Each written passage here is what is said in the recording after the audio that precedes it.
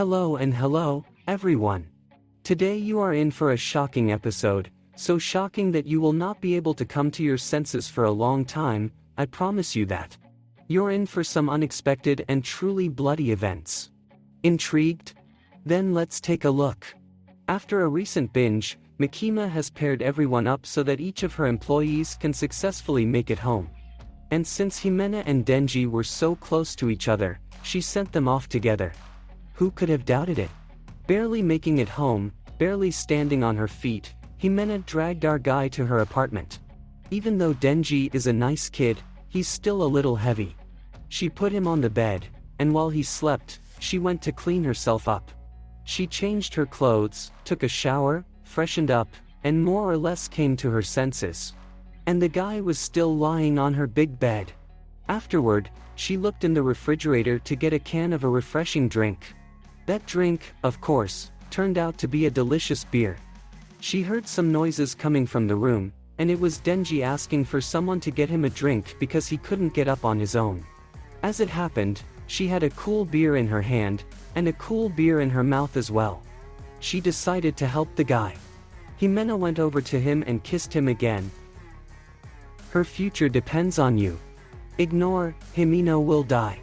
Like and subscribe, Himeno will survive. But now it wasn't vomit coming out of her mouth, thank God, it was beer. It was a little better than the last time. But those memories.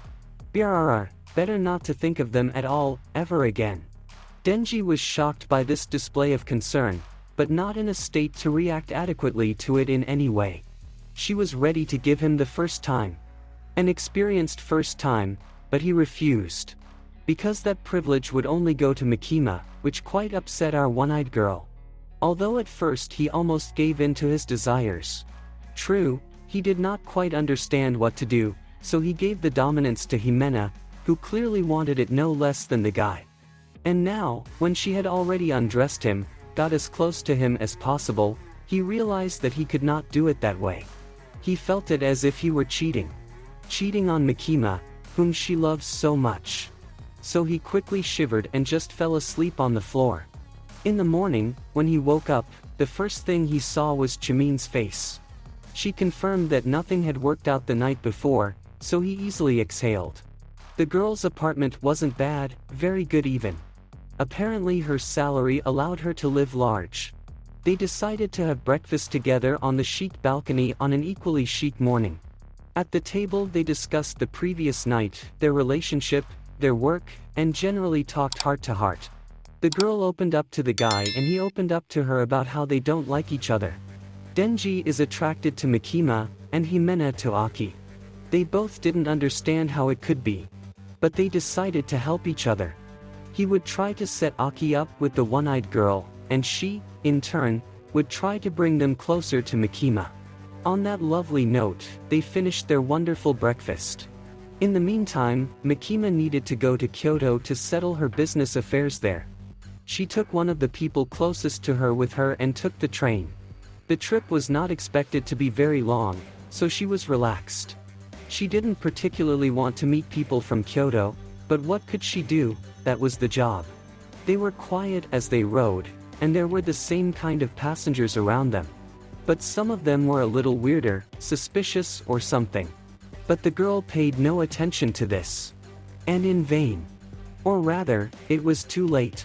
Suddenly, the four men in the back and front seats rose up sharply, and shot several times at the two demon hunters. Surviving was unreal. At the same time, other special branch agents were shot in different parts of the city. It was clearly a planned assassination. But by whom? Why? And for what? After all, these people were exactly human, not demons at all, which was odd. Who could have crossed over from the human world? Our friends didn't even know it, they just met in a cafe and decided to have lunch together. As they passed the time in pleasant company, they had no idea that their friends and colleagues had been murdered somewhere nearby. That is, until a strange man at a nearby table began talking to them. He started picking on the young men, especially Denji. They tried to ignore him, but they were so fed up with him that they could no longer keep silent. The boiling point was when the man pulled out a picture of Denji's former boss. The same disgusting Yakuza this man apparently works for. Suddenly, he said, "The firebrand demon longs for Denji's heart." At that moment, he jumped up abruptly and started shooting at the guys. The first bullet immediately hit its target, hitting Denji right in the head.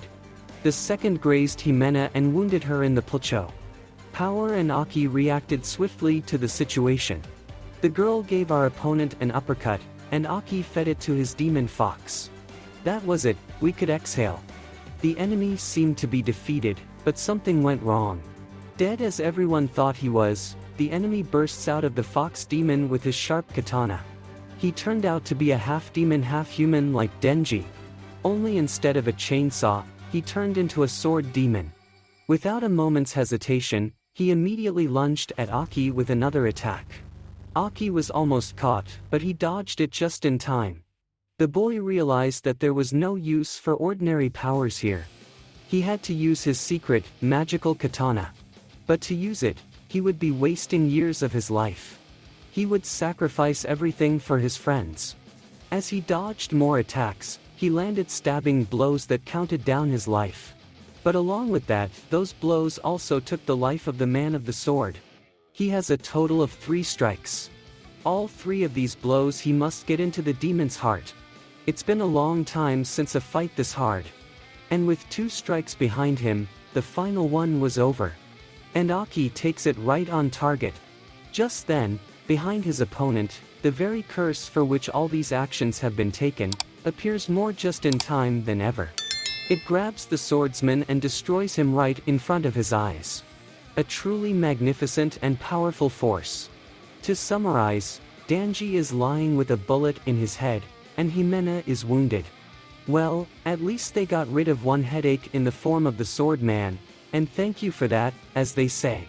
But then suddenly some unknown girl shows up and restores the sword man. How? How is that possible? With renewed vigor and energy, the demon returns to the battlefield, to the already weakened Aki. It's not a very even fight. Yeah, that's what real villains do. Just one tug was enough to seriously injure Aki. It's not a good situation. We have to help Aki, but how? Power is powerless, and Himena is hurt. She has to take immediate action, or it's the end. So Himena decides to ask her ghost for help. But even he was afraid to go near the girl. You can't just give up like that. So the one-eyed girl decided to take extreme measures. Since she was already badly wounded anyway and had basically nothing to lose except her best friend and partner Aki, whom she could not lose in any way. The girl proposed a deal with her own demon. She would give him her whole body, and he would become stronger and destroy his enemies. The ghost agreed. He became enormous and strong with the energy he received. He attacked the sword man and began to shred him. Started destroying him with the hatred that Himena felt for him. Normally, she would lose her partners, but now it was the other way around. Aki could do absolutely nothing to help his friend. He just watched her disappear right in front of his eyes. First her arms, then her legs, and finally her whole body. So of his best mentor and beloved friend, only her clothes remained. Despite such an enormous, immeasurable sacrifice, the ghost failed to destroy the man of the sword.